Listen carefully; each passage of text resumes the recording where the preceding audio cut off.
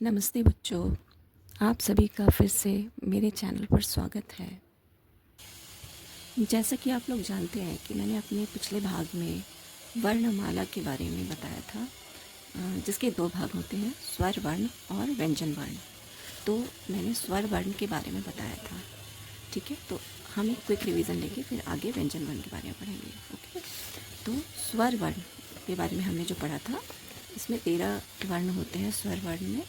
Okay, तो जिसमें आ ई उ री ए आई ओ औ अंग अह ये होते हैं, ठीक है।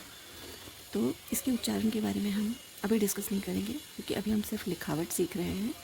और आगे आज हम व्यंजन वर्ण के बारे में अपने इस वीडियो में पढ़ेंगे, ठीक है।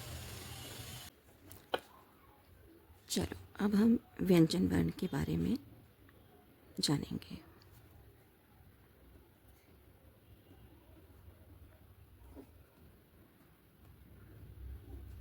व्यंजन वर्ण, ठीक है।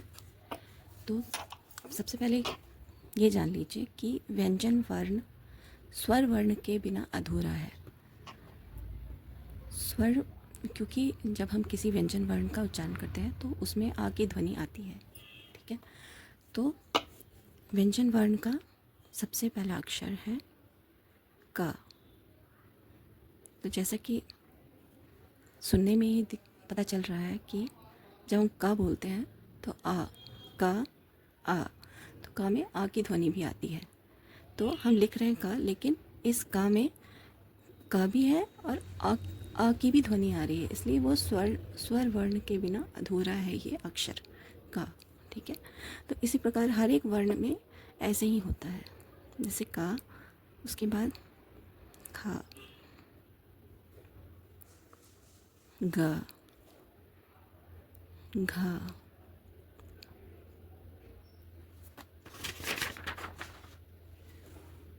अड़ा। इसे अंगा भी बोलते हैं, लेकिन अड़ा कहती हूँ मैं, ठीक है। च,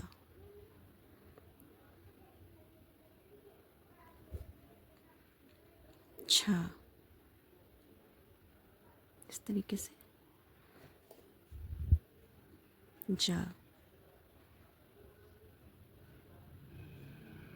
झा। झा हम लिखते हैं ई की तरह, जैसे छोटी ई लिखते थे, फिर इसे इस तरीके से लिखते हैं, या, इसे बोलते हैं या। टा, ठा, डा,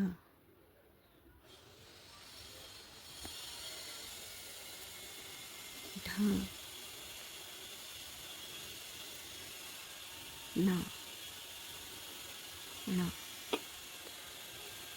इसके बाद ता,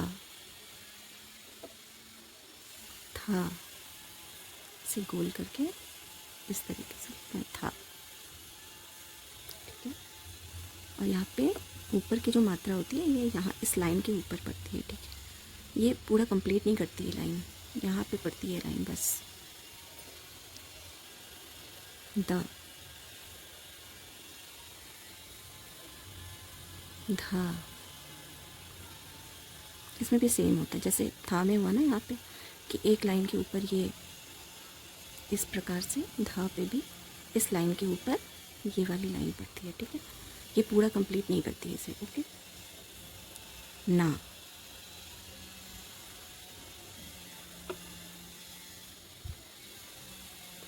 पा, फा, बा, बा, भा। ये देखिए इसमें भा, भा में भी सिर्फ इस डंडी के ऊपर ही ये लाइन आती है, बस ये कंप्लीट नहीं करती है, ओके। ये लाइन सिर्फ इतने तक ही रहना चाहिए, इसके इधर नहीं जाना चाहिए। माँ,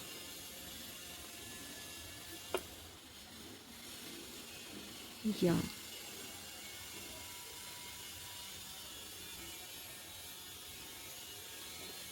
रा, ला, वा, ये कहते हैं वा।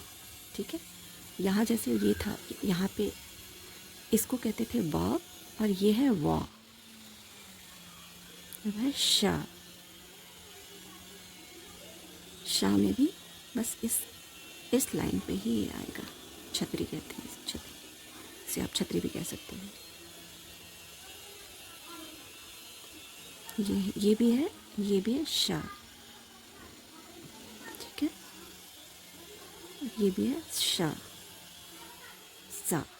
ठीक है, तो शा 3 प्रकार के होते हैं, 3 तरह के शा, है ना। हम लोग आगे चल के पढ़ेंगे। इसे हम लोग बच्चों को इस तरीके से डिनोट करते हैं कि सा से सलगम, और ये शा से षटकोण, और ये सा से संतरा। इस तरीके से बच्चों को अलग अलग डिफाइन करके बताते हैं हम। हाँ, ठीक है, अक्षा, त्रा, ये है त्रा, ज्ञा,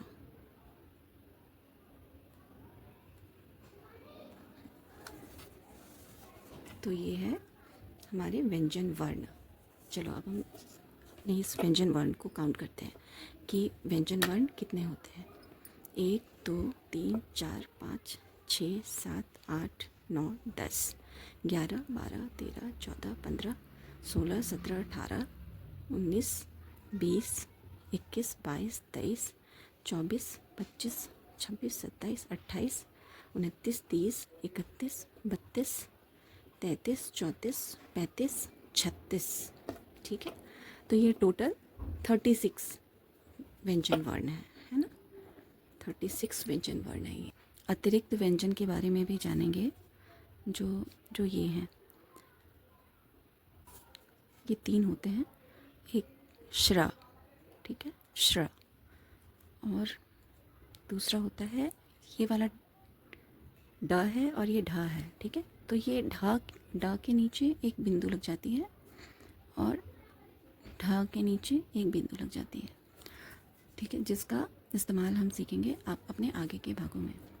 तो ये 3 जो होते हैं वो हमारे अतिरिक्त व्यंजन हैं। ठीक है, तो कुल मिलाकर हमारे वर्णमाला में 36, ये 3 हो गए अतिरिक्त व्यंजन, और ये 13 हो गए स्वर वर्ण। ठीक है, तो ये टोटल मिला के ये 49 थे, और प्लस 3 अतिरिक्त हो गए, तो कुल 52 वर्ण होते हैं हमारे वर्णमाला में। तो बच्चों, आज का ये वीडियो मैं यहीं पे समाप्त करने जा रही हूँ।